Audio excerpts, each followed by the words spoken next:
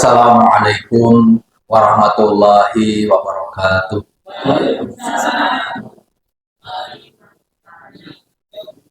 Alhamdulillahillazi awdahat thoriqa lit-talibin al-muttaqin wa basharul basairinal musaddiqin bisairil ahkami fiddin wa wahabbahum asrarul imanis salim wa anwarul islami bihsanin wa yakinil mubin.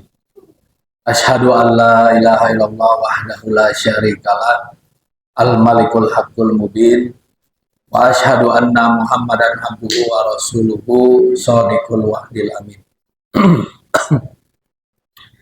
Allahumma sholli ala Muhammad wa ala ali Muhammad kama shallaita ala Ibrahim wa ali Ibrahim wa barik ala Muhammad wa ali Muhammad kama barakta ala Ibrahim wa ali Ibrahim innaka Hamidum Majid. Faqala Allah Ta'ala fil Qur'anil Karim, a'udzu billahi minasyaitonir rajim. Bismillahirrahmanirrahim. Inna iddatasyuhur indallahi isna asyara syahran fi kitabillah yauma khalaqas samawati wal ardh. Minha arba'atun hurum zalikad dinul qayyim. Fala tajlimu fihinna anfusakum wa qatilul musyrikina kafatan kama yuqatilunakum kafah wa'lamu annallaha ma'al muttaqin.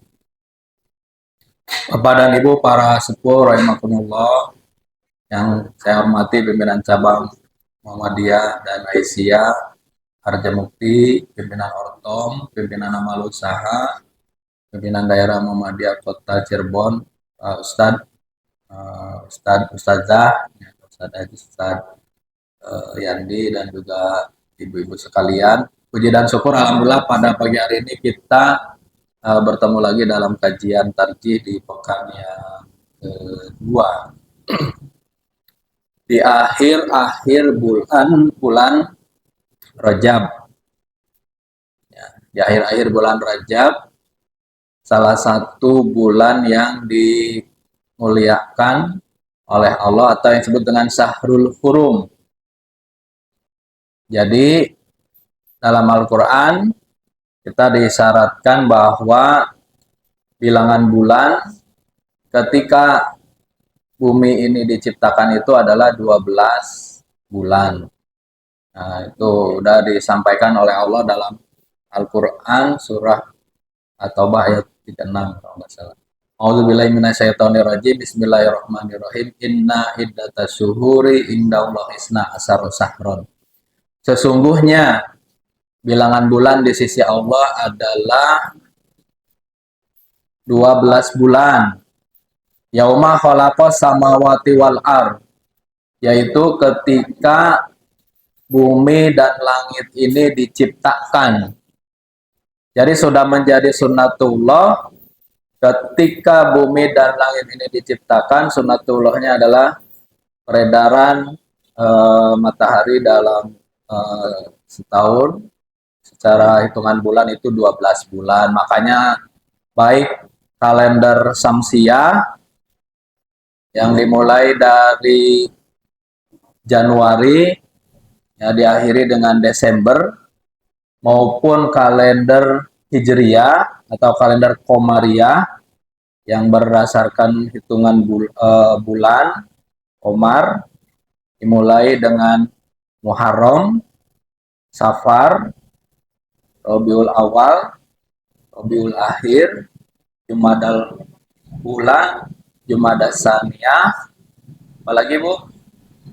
Rajab, Sya'ban, Ramadan, Syawal, Dzulhijjah, Dzulqa'dah. Hafid katanya. Hafid Rayagung. Nah, ada berapa Bu? 12 ya. 12, hitungan bulannya ada 12.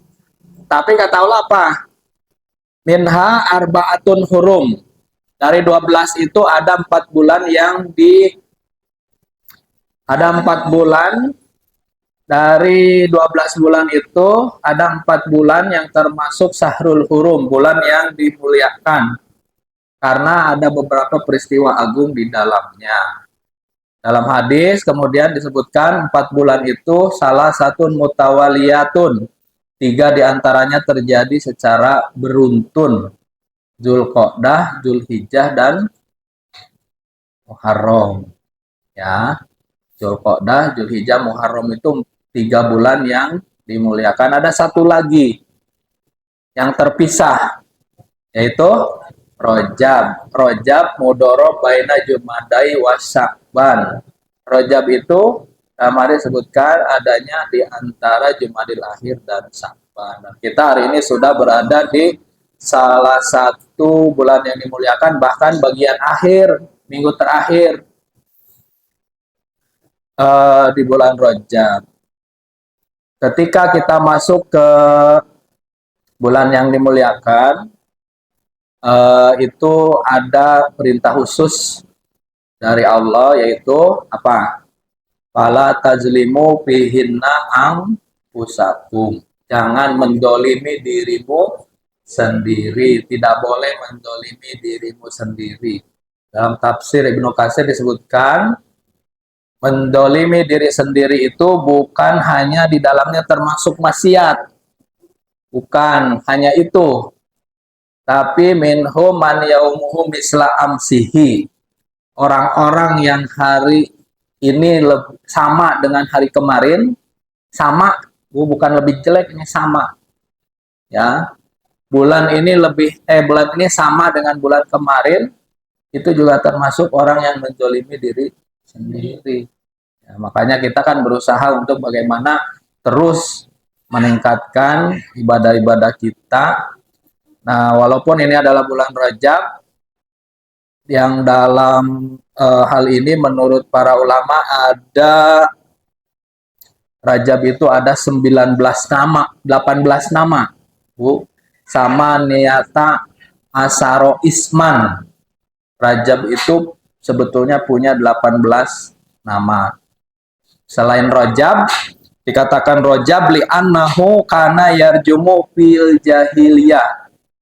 Dikatakan Rajab itu artinya bulan yang agung, li'annahu fihi yarjumu al-jahiliyah, karena bulan Rajab ini bulan yang diagungkan. Bukan hanya orang-orang Islam, sejak dulu orang jahiliyah juga mengagungkan bulan ini.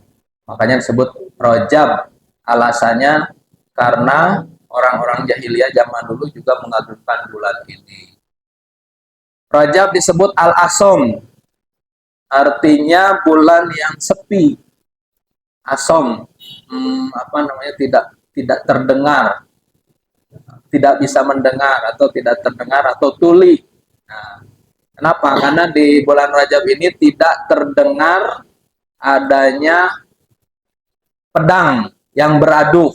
Nah, kok khawatir silah, artinya tidak ada pedang yang beradu, artinya nggak ada perang. Ya, kalau di bulan Rajab usahakan zaman dulu itu perangnya berhenti. Rajab juga disebut dengan Al-Asob. Ya, Al-Asob itu artinya karena inna rahmatullah tusibu pihi. Sesungguhnya rahmat Allah itu akan banyak turun di bulan itu. Disebut Al-Asob. Disebut Rajam, bulan Rajam, karena setan dirajam di bulan itu.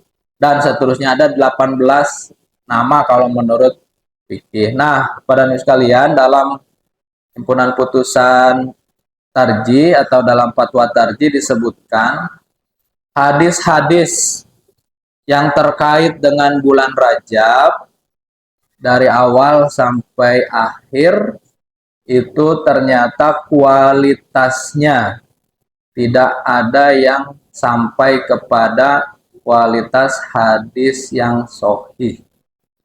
Ya, sehingga di Muhammadiyah di kitab Rajabnya itu ya tidak ada ritual khusus sholat Rajab, nah, puasa Rajab, ya, zikir Rajab. Nah, oh Pak, ini ada hadisnya? Ya mungkin ada. Ya, tadi disebutkan tarjih itu apa sih? Tarjih itu memilih, Bu, memilih hadis-hadis yang kuat, yang bisa diamalkan dalam hal ibadah dan meninggalkan hadis-hadis yang lemah. Nah, di Muhammadiyah itu kan tarjih, pengajian tarjih itu apa sih? Artinya pengajian yang mensosialisasikan hadis-hadis apa yang sudah dipilih, yang hadis-hadis kuat. Hadis bulan Rajab ini ya, mayoritasnya adalah doib dan bahkan diantaranya adalah hadis maudhu, palsu. Ya, sehingga tidak diamalkan oleh jamaah kita. Lalu bagaimana caranya? Perintahnya masih berlaku tidak? Bahwa kita tidak boleh menzolimi diri sendiri. Berlaku tetap. Tapi kita harus meningkatkan amalia-amalia kita di bulan-bulan di bulan ini, di bulan-bulan yang dimuliakan termasuk di bulan ini, sama seperti bulan yang lalu, sama seperti Jumadil Akhir, sama seperti Jumadil Ula, itu puasanya puasa Senin, Kamis, biasa saja. Puasanya puasa Daud. Kalau yang biasa puasa Daud, puasanya puasa Ayyamul Bid, puasa tengah bulan. Sholatnya, nah sama seperti sholat yang di bulan sholat sunnah di bulan yang lalu, hanya kualitas dan kuantitasnya harus ditingkatkan. Nah di sesi ini saya ingin menyampaikan satu saja, misalnya terkait apa sih yang dimaksud meningkatkan kualitas. Ya, kualitas kita masih pada bab sholat, melanjutkan kemarin, tapi saya akan membahas yaitu tuntunan Hibbutan Putusan Tarjih halaman 316 dalam bukunya, yaitu tentang sholat tatawu, sholat sunnah. Sholat sunnah apa saja yang bisa kita tingkatkan kualitas. Kualitas itu maksudnya mungkin sholatnya sudah biasa dilaksanakan, tapi kualitasnya ditingkatkan. Kualitas ditingkatkan itu bagaimana? Ya misalnya sholat qobliyah subuh, ya sholat qobliyah subuh atau sholat fajar itu sudah biasa dilakukan. Tapi misalnya biasanya suratnya ngacak, suratnya apa saja. Surat pendeknya memang dasarnya hukum asalnya suratnya boleh apa saja. Tapi ada surat yang dianjurkan dibaca ketika qobliyah subuh, yaitu rakaat pertama membaca surah Al-Kafirun, rakaat kedua membaca surah Al-Ikhlas. Oh, jadi nanti di setelah kajian ini nanti kalau sholat qobliyah subuhnya misalnya sholatnya ini, jadi kita diingat-ingat, difokuskan ketika sholat qobliyah subuh suratnya khusus baca itu agar lebih utama, bukan berarti tidak boleh surat lain, tapi lebih utama. Itu namanya meningkatkan kualitas. Ya, bagi yang belum mungkin meningkatkan kuantitas. Kuantitas itu kadarnya. Ya, misalnya kadang-kadang sholat, kadang-kadang tidak, ya ditingkatkan, didawamkan, dibiasakan. Itu namanya meningkatkan kualitas. Ya, seperti itu, Bapak Ibu sekalian. Jadi, pertama karena kita momentumnya adalah bulan-bulan peningkatan kualitas dan kuantitas amalia kita di bulan Rajab ini. Yang kedua karena memang momentumnya besok tanggal 27 Rajab itu adalah peristiwa Isra dan Mi'raj, di mana Rasul Shallallahu Alaihi Wasallam diisrokan dan dimi'rajkan. Bahasa Al-Qurannya asro. Asro itu diisrokan. Jadi Rasul tidak berjalan sendiri, karena Rasul adalah manusia seperti kita, tidak mungkin bisa melawan ruang dan waktu. Nah, tapi kalau diisrokan, diperjalankan oleh Allah, maka tidak ada yang tidak mungkin. Sehingga terjadilah peristiwa agung yaitu Isra dan Mi'raj, di mana salah satu oleh-olehnya adalah sholat. Nah, makanya saya ini akan membaca HPT halaman 316 tentang kitab sholat tatawu. Kita baca saja langsung. Bismillahirrahmanirrahim. Qala Allah Ta'ala, ya ayyuhalladzina amanu rka'u wasjudu wa'budu rabbakum wa'alul khaira la'allakum tuflihun. Wahai orang-orang yang beriman, ruku dan sujudlah dan sembahlah Allah dan kerjakanlah kebaikan-kebaikan la'allakum tuflihun, agar engkau bahagia. Wa qala aidan laqad kana lakum fi rasulillahi uswatun hasanah. Dan juga difirmankan dalam surah Al-Ahzab bahwa benar-benar adalah Rasul Shallallahu Alaihi Wasallam uswah hasanah, contoh suri tauladan. Jadi Bu, sholat tatawu atau sholat sunnah, ya sholat tatawu itu adalah sholat sunnah. Sholat itu walaupun sholat wajib ataupun sholat sunnah, asalnya adalah ibadah. Dan kaidah dalam ibadah itu asalnya adalah larangan, tidak boleh dilakukan kecuali ada contoh ya dari Rasul. Al aslu fil ibadah at-tahrim atau al aslu fil ibadah al-butlan. Asal dari ibadah itu adalah batal, kecuali kalau ada contohnya, termasuk sholat sunnah. Ya, kalau sholat sunnahnya diambilnya dari bukan dari contoh dari Nabi, maka walaupun bentuknya sholat, nah tetap dia adalah batal karena asal dari ibadah itu al-butlan. Jadi tidak ada istilah ya pokoknya sholat dulu aja, nanti masalah ganjaran itu kan siapa yang tahu. Betul, siapa yang tahu, tapi kan kaidahnya sudah ditentukan. Nah seperti itu, sehingga kita perlu mengetahui misalnya dalam sholat sunnah apa saja yang dianjurkan, dicontohkan oleh Rasul. Mengapa kita melaksanakan sholat ini? Jadi kita harus termotivasi untuk melaksanakan sholat sunnah atau sholat tatawu. Karena kita sadar sholat kita ini masih jauh dari kesempurnaan. Ya, kemarin waktu pertemuan yang lalu kan kita alhamdulillah sudah membahas bagaimana cara kita mengantisipasi misalnya kalau lupa dalam sholat dan lain sebagainya. Karena memang seringnya lupa. Karena memang bahkan kadang-kadang mungkin masih ada yang sholatnya itu masih bolong-bolong, telat waktu dan lain sebagainya. Jauh dari kesempurnaan.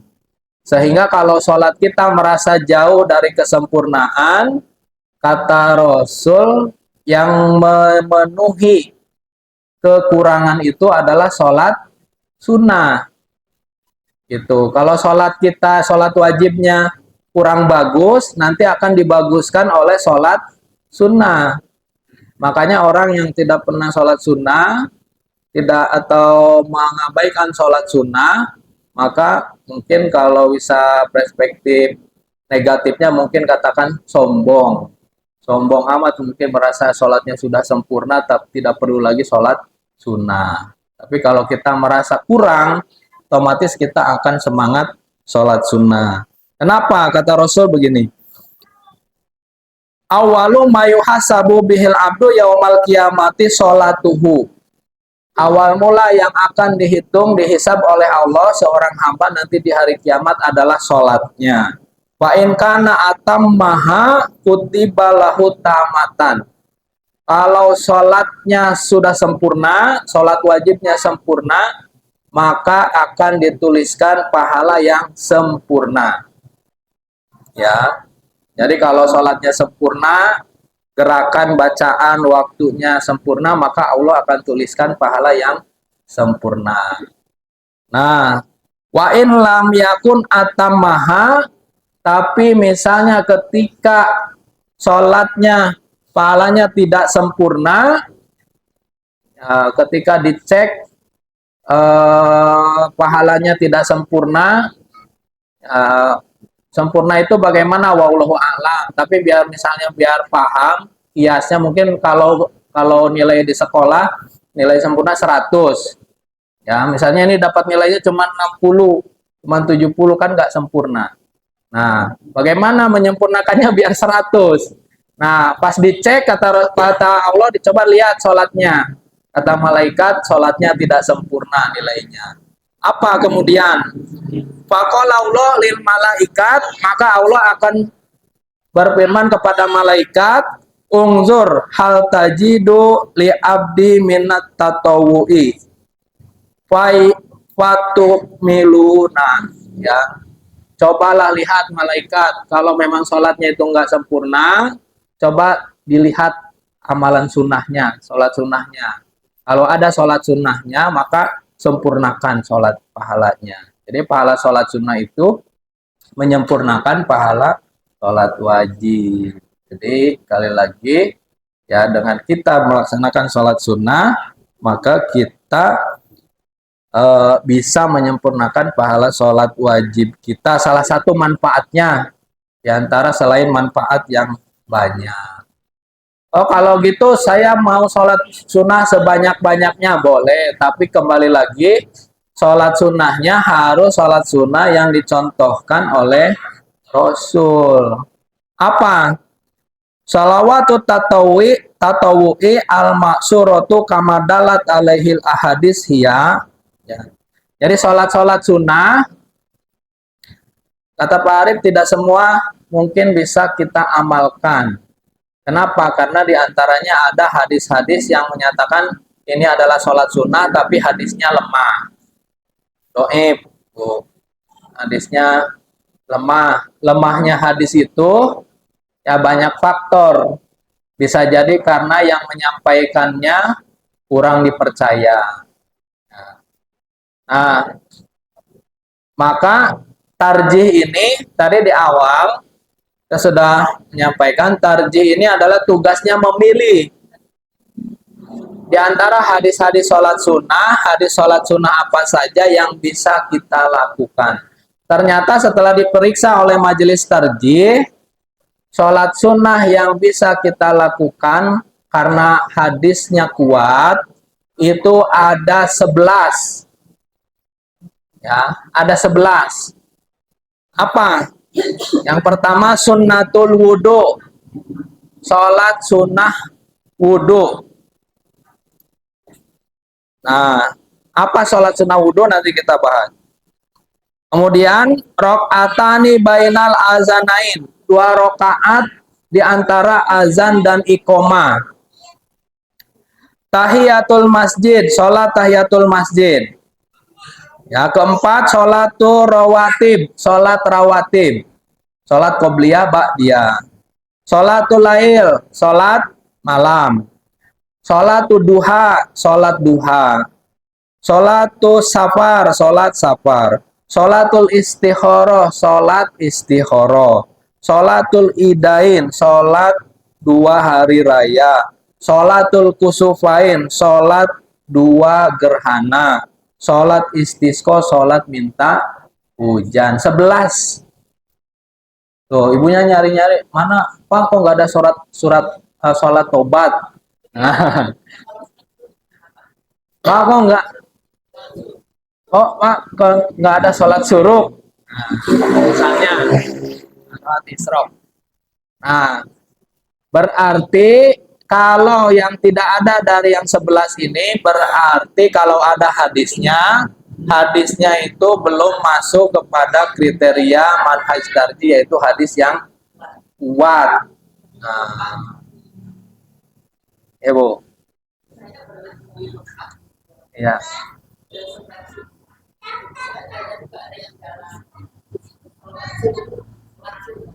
Sholat syuruk, ya nanti kita bahas ya.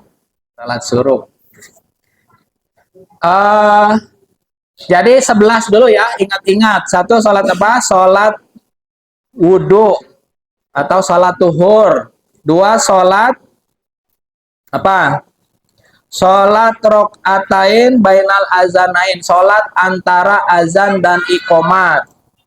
Sholat wudhu, sholat antara azan dan iqomat, sholat tahiyatul masjid, sholat rawatib, sholat lail, sholat duha, sholat safar, sholat istikharah, sholat idain, sholat khusufain, sholat istisqo. 11. Sunnatul wudhu, ya, sholat sunnah wudhu. Ya, apa itu sholat sunnah wudhu? Idza dakhaltal, sholat sunnah wudhu belum. Sholat sunnah wudhu adalah ya sholat sunnah yang dilakukan 2 rakaat setiap kali selesai wudhu. Nah, sholat sunnah wudhu, ya. Kemudian jadi setiap kali kita selesai wudhu itu boleh sholat sunnah 2 rakaat, namanya sholat sunnah wudhu atau yang disebut sholat tuhur, bahasa lain sholat tuhur. Nah,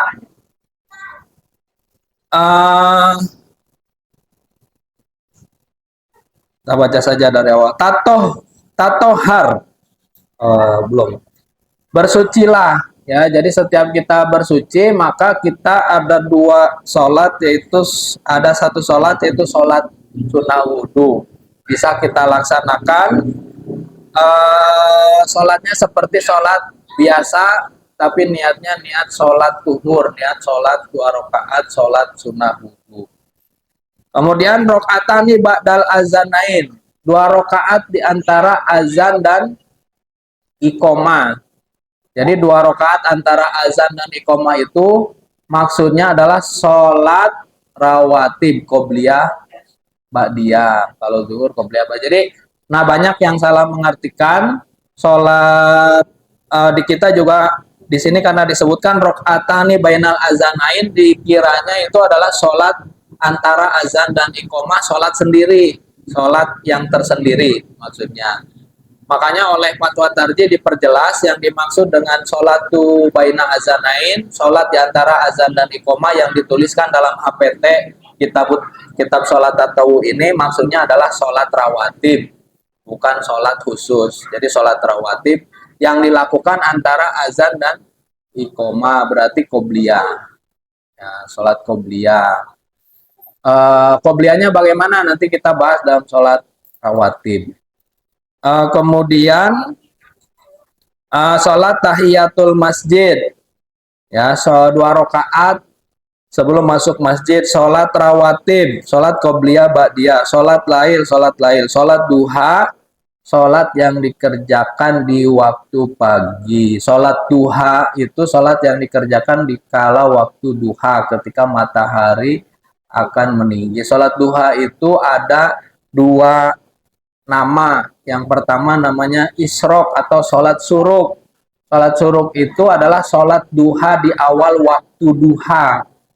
Jadi sholat suruk itu maksudnya sholat duha di awal waktu duha. Jadi pas awal waktu duha itu berarti kan matahari meninggi. Jadi bukan sholat yang tersendiri dalam paham kita, ya. Sholat kan kadang-kadang ada yang menamakan, bahkan membedakan isrok dulu, sholat suruk dulu, nanti sholat duha. Nah, ada yang seperti itu.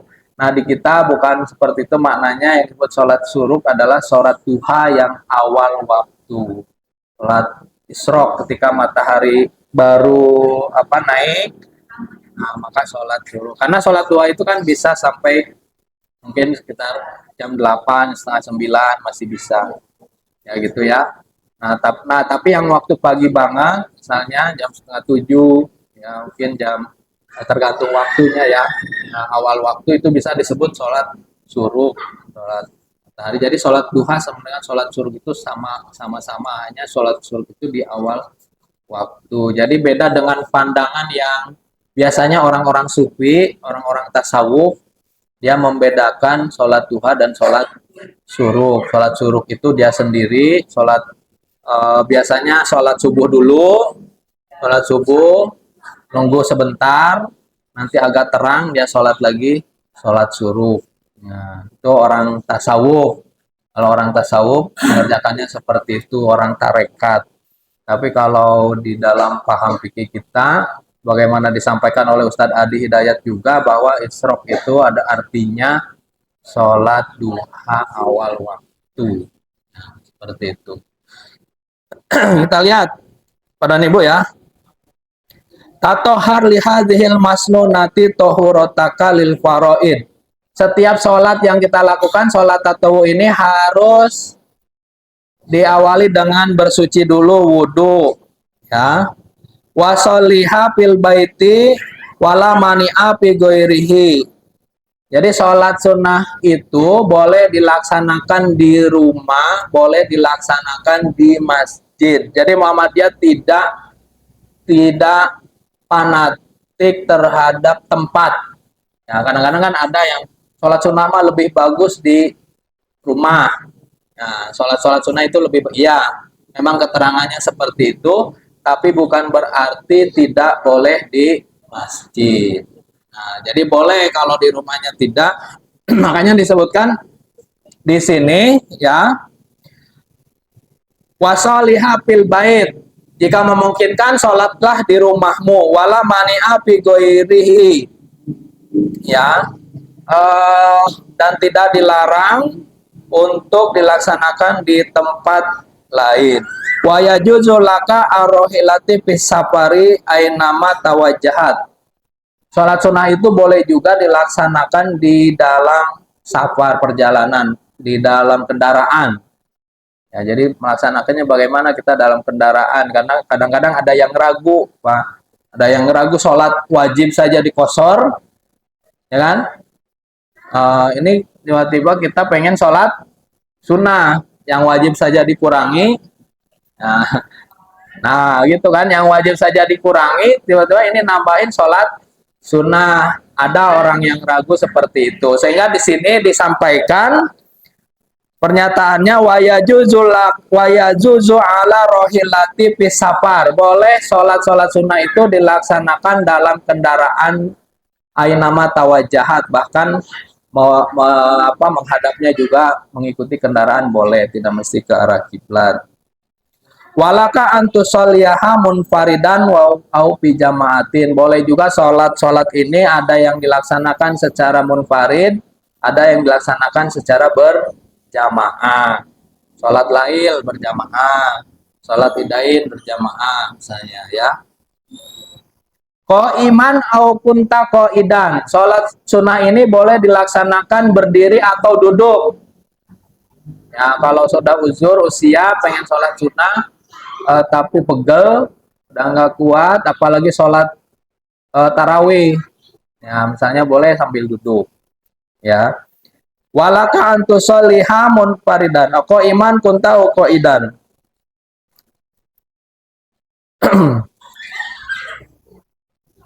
Wa in kunta fi jama'atin fasholli ma'al imam. Apabila engkau dalam sholatnya berjamaah, maka ikutilah imam. Walaka fil laili antajhar bil qiraati au tusirruha. Dan dalam sholat malam, sholat tahajud, ya boleh dibaca keras bacaannya, ya jahar, boleh dibaca lansir.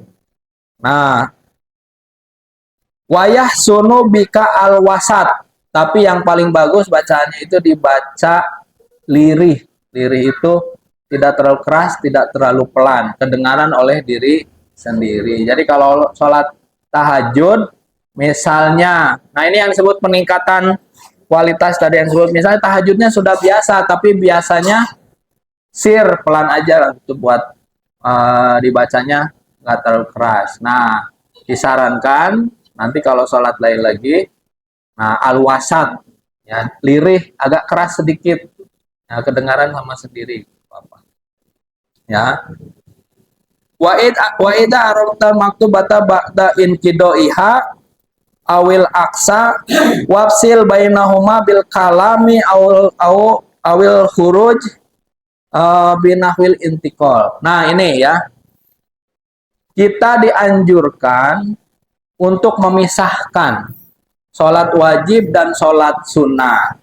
Jadi sholat wajib dan sholat sunnah itu mesti dipisahkan. Misalnya qobliyah dengan sholat duhur, ya duhur dengan ba'diyah dengan sholat qobliyah dengan sholat asar. Antara sholat sunnah dan sholat wajib oleh majelis tadi dianjurkan untuk dipisahkan. Makanya kita suka sering melihat, misalnya orang pindah, ya, sholatnya di sini atau sholat wajibnya di sini, nanti dia pindah ke sebelah sana, pindah ke belakang. Nah, kita kalau kita tidak melihat perintahnya, mungkin kita akan menggunakan dalil akal, dalil nakli. Dalil nakli itu bagaimana ya? Ya semakin banyak tempatnya, semakin banyak saksi. Saksi sholat nanti ketika dihisab, al yauma nahtimu ala afwahihim wa tukallimuna aydihim. Kita nggak bisa ngomong, nanti yang ngomong adalah saksi-saksi. Orang banyak kalau ditanya kenapa sholat sunnah itu pindah dari sholat wajib, kan biar banyak saksinya. Nanti yang sebelah sini menyaksikan, yang sebelah sini menyaksikan, sebelah sana menyaksikan.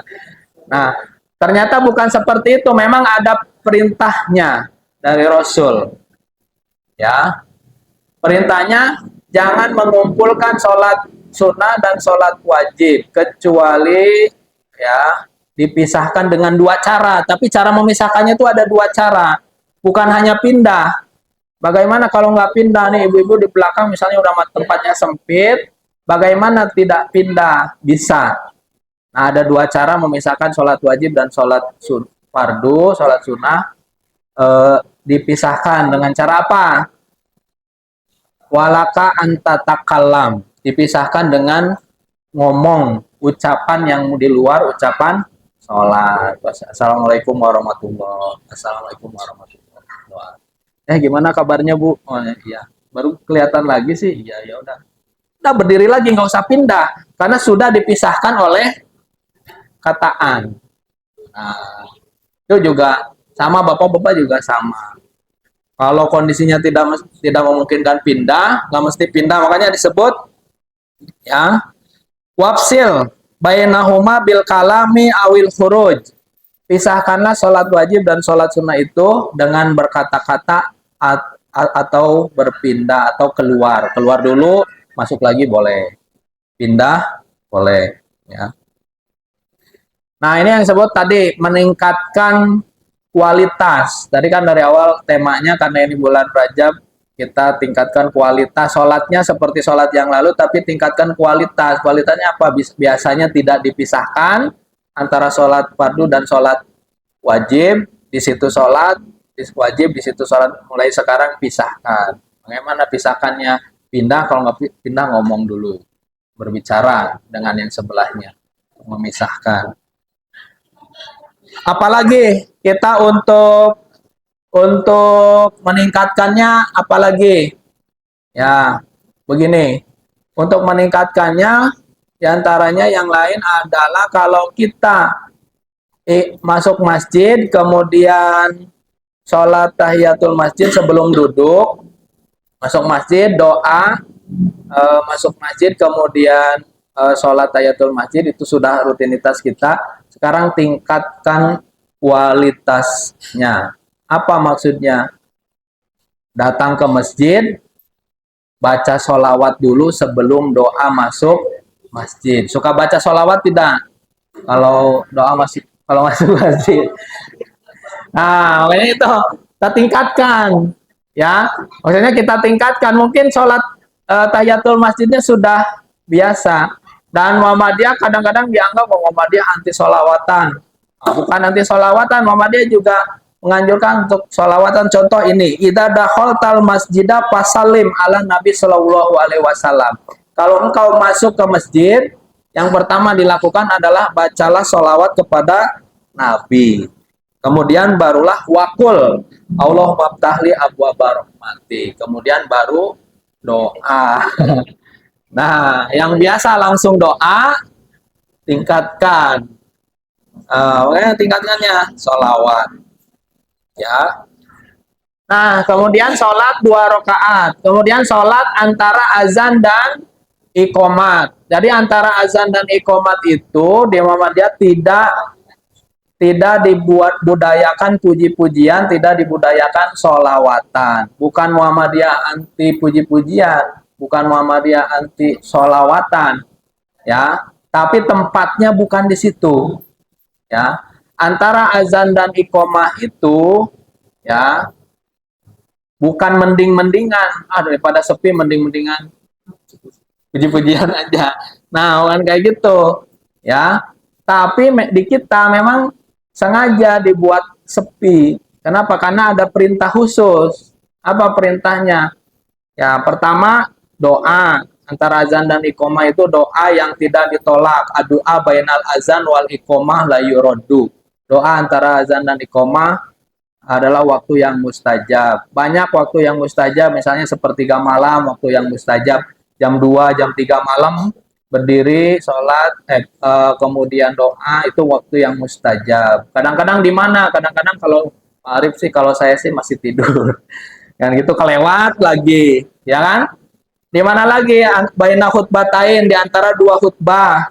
Kalau sholat Jumat, khotib suka duduk, ya, antara dua khutbah misalnya di situ ada waktu berdoa, di mana kita kadang-kadang lagi ngantuk. Nah, yang paling gampang adalah antara azan dan iqomah, ya, jangan sia-siakan. Nah, selain doa, apa? Sholat rawatib. Nah, sholat rawatibnya, Bu, ingat nih, sholat rawatibnya samakan nanti, ya.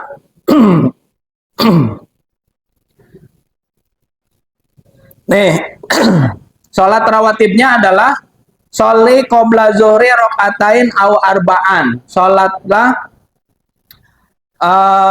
sebelum zuhur, ya, 2 atau 4 rakaat. 2 atau 4 rakaat itu dipisah 2 rakaat, 2 rakaat. Ya. Karena asal daripada sholat itu 2 rakaat. Jadi 2 rakaat, 2 rakaat bisa 2 kali sampai 4. Ya. Wakazalika ba'dahu, begitu pula setelahnya, setelah sholat duhur bisa sholat 2 atau 4 itu. Kemudian kalau wasolli qoblal asri rokaatain, sholatlah sebelum asar itu 2 rakaat. Jadi sebelum asar 2. Wasolli rokaatain ba'dal gurub, kemudian sholatlah sebelum maghrib 2 rakaat. Ba'dal gurub itu artinya setelah azan, ya, setelah azan. Wasolli rakatain warokatain ba'daha, dan 2 rakaat setelah azan. Kemudian wasolli ba'dal isya rakatain, sholatlah sebelum isya 2 rakaat. Jadi 2 rakaat sebelum subuh, 4 rakaat sebelum zuhur, 4 rakaat sebelum setelah asar, 2 rakaat sebelum asar, 2 rakaat sebelum dan sesudah maghrib, 2 rakaat setelah isya. 2 rakaat sebelum isya, nah, qobliyah isya itu hadisnya tidak sampai kepada kualitas hadis yang kuat atau hadis sahih, sehingga di Muhammadiyah qobliyah isya itu tidak diamalkan. Nggak ada qobliyah asar. Asar qobliyah saja sebelum aja. Yang tidak ada qobliyah isya. Jadi kalau posisinya kita diam di masjid, ya, diam di masjid dari maghrib sampai isya, misalnya ada pengajian, nah nanti setelah azan, waktunya azan, itu langsung tidak ada sholat lagi, langsung sholat isya. Nanti sholatnya baru ba'diyah. Nah, ini identitas. Kadang-kadang ini juga yang membedakan dengan masjid yang lain, ya, gitu. Dengan masjid yang lain yang setiap kali sebelum sesudah termasuk isya, gitu ya.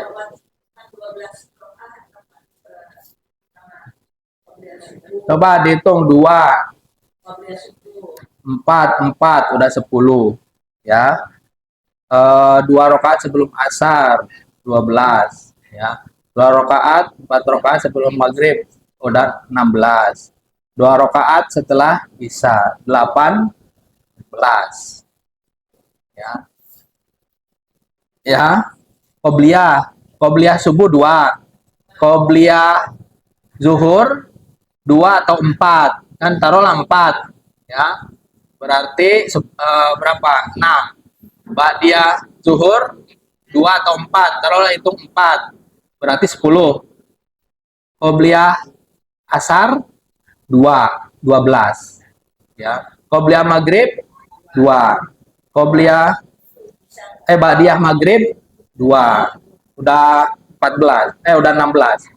Ya.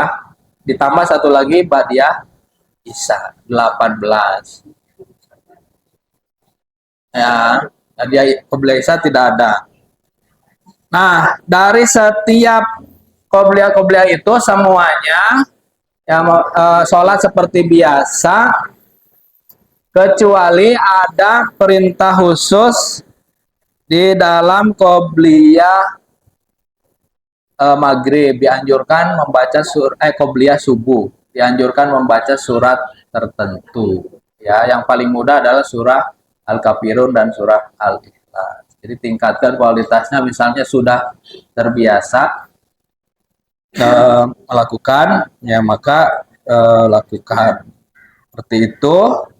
Dan Ibu sampai di sini dulu, barangkali nanti qiyamul lail dan sholat lainnya, khususnya qiyamul lail dan sholat idain mungkin sesi khusus karena banyak bahasannya.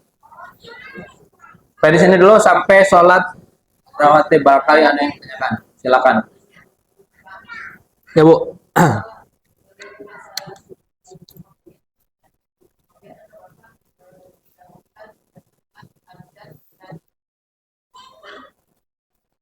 Iqomah.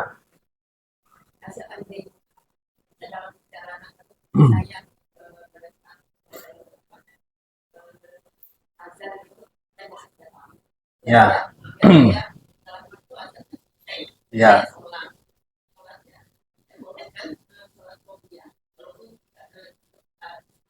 Sudah berlalu. Ya.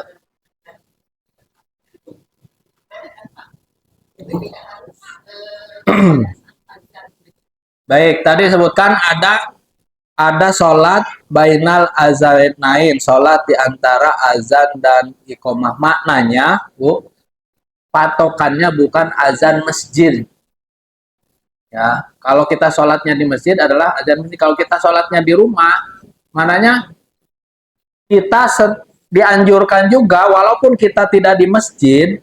Nanti kemarin waktu di awal kita membahas sholat maktubah, sholat wajib di sini, kita sudah bahas bahwa kita walaupun kalau sholat di rumah sendirian juga disunahkan untuk iqomah.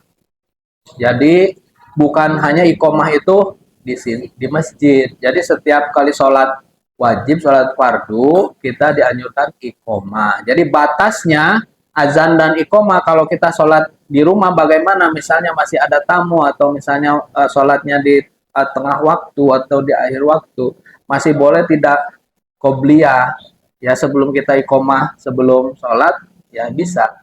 Itu jadi walaupun di masjid sudah azan dan iqomah, patokannya bukan azan dan iqomah masjid, tapi azan dalam arti waktu masuk dan iqomah dalam arti kalau kita sholatnya munfarid, iqomah kita, bukan iqomah masjid gitu. Nah, kalau waktunya sudah mepet ya skala prioritas. Memang waktu sholat itu ada waktu awal, ada waktu tengah, ada waktu akhir. Kesemuanya boleh, tapi dianjurkan waktu awal. Ketika kita waktu akhir, apalagi sudah menjelang tersundul ke waktu yang sebelumnya, ya langsung yang pokoknya dulu, yang wajib. Nah, seperti itu. Berarti evaluasi ke depannya, misalnya ternyata nggak keburu untuk waktu sholatnya, karena melakukan aktivitas apa, nanti jangan seperti itu lagi, sholat harus lebih awal. Itu Bu ya. Jadi azan dan iqomah itu batasnya, kalau azan mungkin azan dalam arti secara umum, kalau kita sholat berjamaah di rumah juga sama anak-anak nggak apa-apa, anak suruh azan. nanti iqomah juga. Karena apalagi iqomah itu setiap kali akan sholat wajib, nah, itu dianjurkan untuk iqomah sunnah. Gitu. Meskipun sendirian, iqomah sendiri, sholat sendiri. Ya, nggak usah azan sih, yang penting iqomah. Ya, nggak. Sholat tahiyatul masjid, pokoknya kita sholat tahiyatul masjid maghrib, kita sampai bisa kita sholat tahiyatul masjid.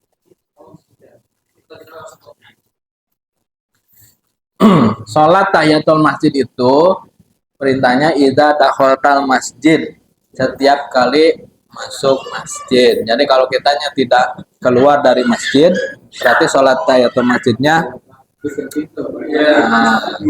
nah, ya kalau udah keluar, misalnya keluar dulu, kemudian masuk, udah ada keluar, balik lagi, boleh.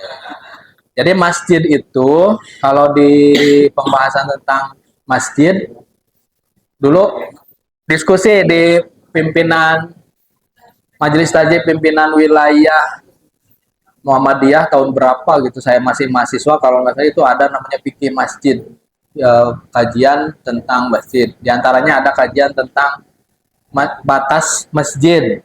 Nah, masjid itu ada ruangan utama masjid, ada halaman depan masjid. Karena kaitannya dengan itikaf. Itikaf juga kan nggak boleh keluar masjid. Sampai mana batasannya? Oh, ternyata di batasnya yang intinya adalah halaman depan ini masih masuk masjid. Toilet yang ada di masjid itu masih masuk masjid, sehingga orang itikaf belum tidak dikatakan keluar dari masjid kalau dia ke toiletnya yang ada di masjid, di sekitar masjid. Kalau dia pulang kan batal Bu kalau itikaf keluar dari masjid, kan itikafnya batal. Makanya dianjurkan kalau itikaf di ruangan yang lengkap. Bahkan kalau itikafnya di bulan Ramadan, kalau perlu misalnya yang ada kantin sekitar masjidnya juga. Jadi memang nggak kemana-mana. Jadi kita bisa itikaf berhari-hari di masjid itu memang nggak kemana-mana. Tapi kalau kebutuhannya tidak terpenuhi kan terpaksa harus keluar kan gitu.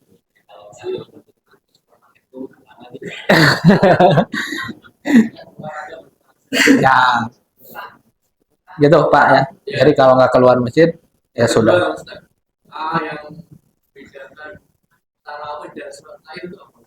Nah, baik, nanti ya kita akan membahas sholat lail secara detail. Tapi karena ini pertanyaan, jadi kita bahas. Pak, tadi disebutkan Bu ya bahwa salah satu sholat yang uh, disunahkan, yang hadisnya itu diperiksa hadisnya kuat dari 11 sholat itu salah satunya sholat lail. Sholat lail adalah sholat yang dikerjakan di malam hari, di bulan selain Ramadan. Sholat lail itu disebut tahajud. Di Ramadan, sholat lail itu disebut tarawih. Dalam kegiatan yang lain, tarawih dan tahajud itu disebut sholat lail. Sholat lail, sholat tahajud, sholat tarawih itu adalah barang yang sama. Sehingga nanti kalau kita misalnya di sholat tarawih, ya sudah, langsung selesai. Tidak usah misalnya sholat tarawih, tidak ngambil witir. Witirnya nanti saja di rumah, karena nanti malam mau sholat tahajud. Ya tarawih itu tahajud. Nah, jadi nggak usah sholat lagi, tinggal kita pilihan tahajudnya atau tarawihnya mau di awal waktu. Nah, makanya kan ayatnya wa minal lail fatahajjad bi. Dan diantara sebagian malam maka bertahajud. Lah, sebagian malam itu menurut para ulama malam itu dibagi 3 bagian. Sepertiga malam pertama, sepertiga malam kedua, sepertiga malam terakhir. Sepertiga malam pertama ba'da isya, setelah isya sampai sekitar pukul 11 malam. Jadi ba'da isya itu sudah bisa tahajud. Namanya tahajud di awal malam pertama. Nah, seperti halnya juga di bulan Ramadan setelah sholat isya orang tarawih. Tarawih itu ya tahajud.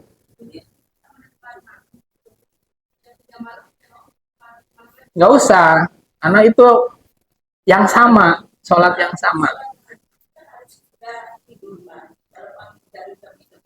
Tidak harus, tapi dianjurkan. Oh, dianjurkan, tapi nggak batal juga kalau belum tidur, kemudian sholat. Tidak batal, tapi dianjurkan. Nah, jadi sepertiga malam pertama, udah boleh sholat antara setelah Isya sampai jam 11. Nanti sepertiga malam kedua antara jam 11 sampai sekitar pukul 2 setengah 3 itu namanya sepertiga malam kedua. Nah, nanti ada sepertiga malam terakhir sekitar setengah 2 jam 3 sampai waktu subuh. Nah, sahur, subuh itu sepertiga malam terakhir. Nah, yang utama yang disarankan atau yang termasuk waktu yang mustajab dan bagus adalah sepertiga malam terakhir. Tapi kalau kaidahnya la yudroku kulluh, la yudroku kulluh. Apa yang tidak bisa dilakukan secara sempurna, kita pengennya sepertiga malam tapi bablas terus, sudah di awal saja nggak apa-apa. Gitu. Ada kaidah fikihnya. La yudroku kulluh, la yudroku kulluh. Sesuatu yang tidak bisa dilaksanakan dengan sempurna, dengan baik, jangan ditinggalkan seseluruhnya. Yang tidak utama tidak masalah, yang penting kita bisa melaksanakannya. Misalnya sepertiga malam pertama, kedua, ya walaupun tidak bisa malam ketiga. Ya, kalau kita memang sudah biasanya naluri kita itu memang bangun jam segitu tuh. Cuman masalahnya ada yang bangun tidur lagi, ada yang bangun buka HP, ya, ada yang bangun pipis, tidur lagi, ada yang bangun sholat.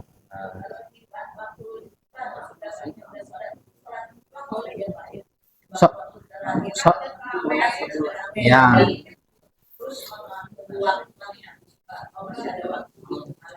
ya, sholat sunnah mutlak. Tidak, sholat mutlak itu tidak termasuk sholat sunnah yang 11 tadi. Maknanya adalah sholat sunnah itu sholat sunnah yang hadisnya lemah. Di kita tidak diamalkan. Ya, sholat tasbih, sholat tobat, sholat mutlak itu tidak usah diamalkan karena hadisnya lemah. Bagus. Iya, sholat malam itu tarawih, tahajud itu 11 rakaat. Maka Rasulullah Shallallahu Alaihi Wasallam yazidu fi Ramadan wala fi ghairihi. Rasul Shallallahu Alaihi Wasallam tidak pernah sholat malam, baik Ramadan maupun di bulan selain Ramadan, ala ihda asrota rakaatan, kecuali 11 rakaat. Sholat tadi itu. Nah, ada hadisnya tapi lemah, ya.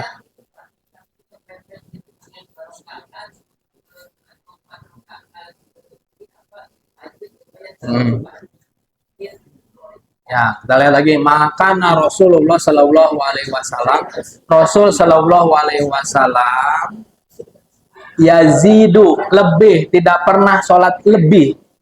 Nah, lebih itu artinya kalau kurang, gitu. Kalau kurang ya gitu maknanya. Tapi bagusnya 11. Makanya teks hadisnya mesti kita tahu. Maka Rasul Shallallahu Alaihi Wasallam, Rasul Shallallahu Alaihi Wasallam tidak pernah sholat.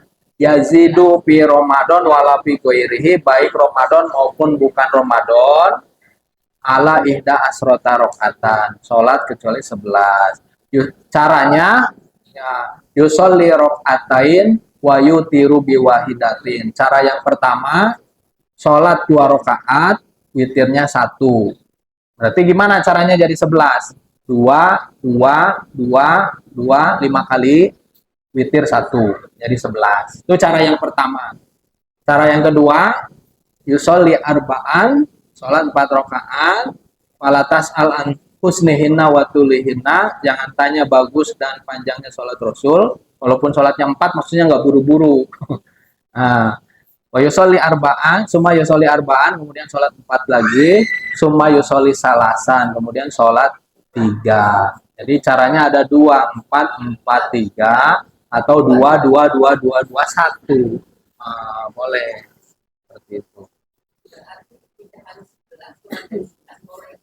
Ia tidak dilarang dalam konteks hadisnya, tapi mungkin tidak utama saja. Ya, tidak utama. Kalau tadi kan yang dilarang itu tidak lebih.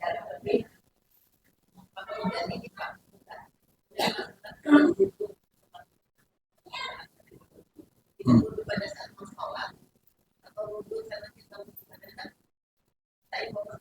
Ya. Sholat sholat sunat tuhur, sholat sunat tuhur itu mirip dengan sholat safar. Jadi sholat sunat safar tadi masuk kepada bagian 2 rakaat yang dianjurkan dari yang 11. Ketika kita akan bepergian, sholatlah 2 rakaat, namanya sholat safar. Karena kita tidak tahu yang namanya di jalan. Kita sudah hati-hati, bukan nabrak kucing, kucing yang nabrak kita. Ya. Kita udah hati-hati, pelan-pelan, tiba-tiba kucing lari sekencang-kencangnya, jeger, jatuh. Kan kita tidak tahu, makanya di perjalanan itu kan banyak faktor. Nah, khawatir terjadi apa-apa, maka maksudnya kalaupun terjadi apa-apa sampai meninggal pun, insya Allah udah sabilillah karena kita sudah sholat safar. Sholat safar itu bagaimana? Sholat 2 rakaat sebelum pergi, nanti setelah datang ke lokasi, misalnya mau mudik kemana, sholat lagi 2 rakaat. Kapan itu dilakukan? Kapan saja setiap kali safar. Sama dengan wudhu. Kapan dilaksanakan? Setiap kali wudhu. Nah, jadi nggak mesti harus wudhu sholat. Misalnya mau mendawamkan wudhu, misalnya orang sedang mendawamkan wudhu, setiap kali wudhu karena ada sebab, nah maka boleh. Sebabnya apa? Wudhu. Gitu ya, sama dengan safar, setiap kali safar sholat. Ya Bu.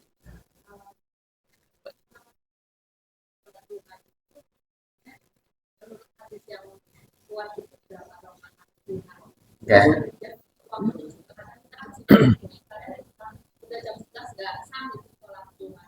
Ya. Baik, terima kasih Bu. Sholat duha, tadi belum dibahas ya. Sholat duha itu 2 sampai 8 rakaat.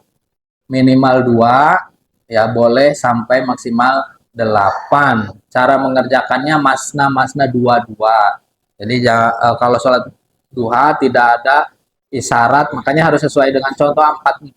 Nah, kalau sholat lain memang ada contohnya 4. Kalau sholat duha 2-2. Kalau waktunya panjang maksimal 8. Sholat 2 rakaat salam, sholat 2 rakaat salam, paling banyak 8, paling banyak. Mau 4 boleh, 2 boleh, 6 boleh. Nah, waktunya bagaimana? Duha itu adalah waktu duha. Waktu duha itu artinya waktu matahari meninggi. Meninggi itu biasanya apa ya batasnya? Waktunya mungkin tergantung waktu di wilayah dan karena posisi matahari ya. Pokoknya waktu meninggi itu maknanya kalau kita lihat di apa ya, kadarnya panas, tapi bisa diukur kan sekarang kalau waktu duha itu, ini ada waktu duhanya kayak. Nah, misalnya suruk, ya kan? Ada yang lengkap sininya, misal, ya misal, oh ya suruk, apa namanya, terbit. Nah, terbit itu kan bahasanya suruk. Terbit itu artinya suruk. Dari sini terbit. Kalau ada sudah sini waktu terbit 06.15, itu maksudnya sudah bisa mulai sholat duha awal terbit. Nah, ya kapan waktunya? Mungkin sekitar 3 jaman lah matahari tinggi itu. Misalnya kalau mulainya dari jam 7, berarti 7, 8, 9 itu tuh. Ya, sekitar 3 jaman lah. Kalau 6, setengah 7, berarti setengah 7, setengah 8, setengah 9. Sekitar 3 jaman kurang lebih. Gitu waktunya. Setelah itu sudah habis waktu duhanya. Gitu. Ya, kalau di sekolah mau sholat duha, mungkin istirahat pertama mungkin masih bisa. Tapi kalau istirahat kedua jam 11 sudah habis waktu duhanya, karena sholat itu terkait dengan waktu. Ya, terkait dengan waktu, terikat. Ya, seperti itu. Pak, batasan safar itu hitungan kilo atau hitungan? Ya, batasan safar. Sekarang batasan safar. Ya. Jadi para ulama berikhtilaf tentang batasan safar terkait dengan kalau terkait dengan jamak, dan terkait dengan kosor. Nah, di apa namanya? Di kalangan ulama banyak. Ada yang mengatakan 12 kilo, ada yang mengatakan 8, ada yang mengatakan lebih dari itu. Nah, di Muhammadiyah bagaimana? Di Muhammadiyah ukurannya kalau kita terkait dengan jamak dan kosor, ukurannya bukan jarak, tapi masakoh. Tidak berjarak pun. Nah, kalau misalnya ada kesulitan di situ, tidak berjarak pun, nah maka boleh. Jamaah, ada hadisnya begini. Jamaah Rasulullah Shallallahu Alaihi Wasallam, Rasul menjama, ya, Rasul pernah menjama, jamaah Rasulullah Shallallahu Alaihi Wasallam baina zuhri wal asri, antara zuhur dan asar, wal maghribi wal isya'i, maghrib dan isya, bil Madinah, di Madinah, artinya nggak kemana-mana. Rasul tinggal di Madinah, nggak kemana-mana. Ah, fi goiri khaufin, tidak dalam keadaan takut, wala matorin, dan tidak juga dalam keadaan hujan, tiba-tiba aja menjama.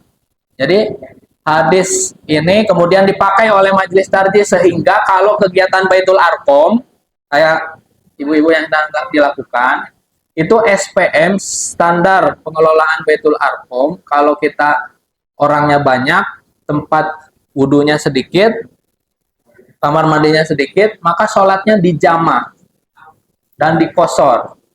Ya, ada yang mengatakan dijama saja, boleh dijama saja, boleh dijama dan dikosor. Walaupun kita nggak kemana-mana, tepatnya masih di kota Cirebon, di Santun, boleh. Kenapa? Karena di situ masako, ukurannya kesulitan. Apa kesulitannya? Ya, tadi toiletnya sedikit, misalnya orangnya banyak, rebutan. Nah, waktu biaya, kenapa biaya? Kita sudah manggil orang harusnya ngomong jam 1, selesai jam 2, udah di honor sekian, tiba-tiba ngomongnya cuma kebagian 15 menit, 30 menit, padahal sudah mengeluarkan uang. Nah, jadi masako. Nah, terkait dengan safar jamak seperti itu. Jadi ilatnya adalah bukan jarak, tapi jarak yang dimaksud menurut Muhammadiyah adalah kesulitannya masakohnya. Adapun sholat safar misalnya tadi 2 rakaat setiap perjalanan itu kapan? Kapanpun ketika perjalanan. Misalnya mau berangkat ke sekolah, mau sholat safar dulu, mau ke kantor sholat safar dulu 2 rakaat, nanti sampai kantor 2 rakaat lagi nggak apa-apa. Tidak terkait dengan jarak seperti itu. Terakhir, ya.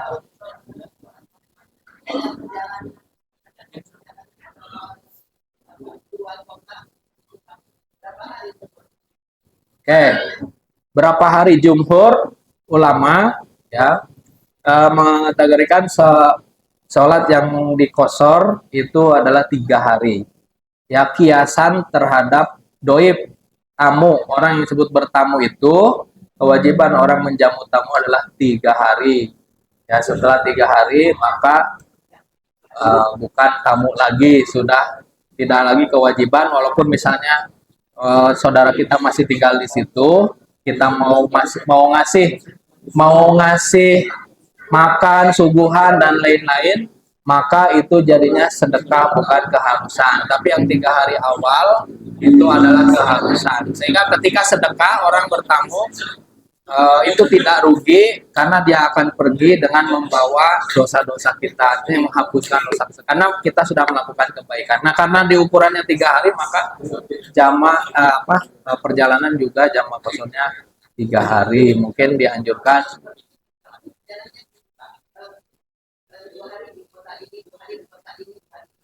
Ya, berarti hitungannya 2 hari. Iya, iya bisa. Iya bisa. Gitu. Yes. Ya, ihtilaf karena ini adalah ikhtilaf, maka bagusnya misalnya batasnya 3 hari. Kalau perjalanannya lebih dari itu, tentunya tidak dilarang, tidak ada larangan. Hanya ikhtilaf itu artinya saran, saran dari ulama itu, misalnya perjalanan itu ya bagusnya jangan lebih dari 3 hari. Nanti dua berarti 6 kota 6 hari boleh secara syar'i, boleh. Ya, saat betul. Oh, jadi makasih para sekalian. Ya, sama enggak ini yang punya hajat. Kalau saya sih, Kalau saya statusnya PJK, ya, pulang coba kembali. Itu statusnya saya itu sabar atau gimana? Bikin atau gimana? ya, Kembali lebih lama di tempat kerja. sapar. Saya itu, iya, sapar. Dia 2 hari di sini.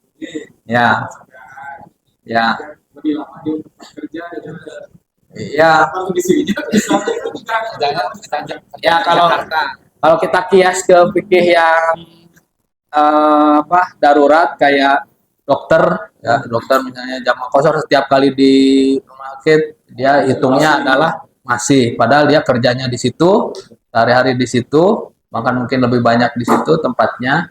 Nah dibolehkan kalau di kita, kalau memang ya kalau nggak gitu juga kan misalnya susah mau sholatnya. Tapi PJKA kan sekarang di kereta kan ada. Nah, misalnya oh, oh. Ya intinya tentu kita pengen yang utama, ya utamanya ya sempurna. Tapi kalaupun misalnya terjadi ke masako ya tinggal pilih rusuh-rusuh mana yang mau dipakai. Saya kira itu ya, Pak Ibu, terima kasih. Alhamdulillah kajian hari ini sudah selesai. Nanti kita ngobrol lagi, mungkin masih tentang sholat sunnah ya. Oh masako, ya ya. Masakan, masako, masako itu kesulitan, kesulitan yang memberatkan, namanya masako. Rep, ibu sholatnya mestinya sambil berdiri, tapi setiap kali ruku ininya bunyi krok, jadi krok itu namanya masako, sulit. Udah boleh duduk, boleh pilih, boleh duduk. Kalau kalau di kursi, kalau duduk, nah di Muhammadiyah itu boleh duduknya ala di masa kotihim sesuai dengan kesulitannya. Kalau dipikir cara umum kan kalau duduknya sholat itu ada yang mengatakan mesti seperti posisi sholat, harus seperti posisi sholat. Salah satu posisi sholat itu misalnya seperti ini, ya ini posisi sholat, maka duduknya harus ambil salah satu posisi sholat. Kalau nggak kayak gini itu kalau pikir makanya ada ikhtilaf kalau sambil sila boleh enggak. Tapi kalau ditarjih yang enggak gitu juga. Namanya juga udah susah, maka diambil saja. Tidak mesti ambil posisi duduk dalam sholat, tidak harus kalau di kita. Mungkin kalau ibu ada yang pengajian tempat lain duduknya harus seperti posisi sholat, ada keterangannya. Tapi di kita duduknya sesuai dengan kesulitan, kemampuannya. Nggak bisa duduk sila ya di kursi, ya, duduk silanya juga nggak bisa. Misalnya harus sambil selonjoran kayak gini, bisanya ya sebisanya. Kan sakit, tiduran aja boleh. Ya. Kalau sakit, kalau nggak sakit ya nggak boleh, Bu. Ya, maksudnya makanya tergantung masakohnya, kesulitannya. Sulit ditekuk ya gimana lagi? Masa mau ditekuk paksa, ya kan? Nah, itu. Terima kasih, para ibu sekalian. Alhamdulillah. Artinya kalau ini makin seru, makin banyak. Jadi kita ngobrol lagi, bahas lagi. Mungkin masih kaitannya tentang, mudah-mudahan saya ingat masih tentang sholat tatawu, karena saya ingin memperdalam sholat lail dan sholat witir dan sholat idain, karena kan ke depannya bulan depannya sudah Ramadan. Nasrun minallah wa fathun qarib wa basyiril mu'minin. Assalamualaikum warahmatullahi wabarakatuh. Waalaikumsalam.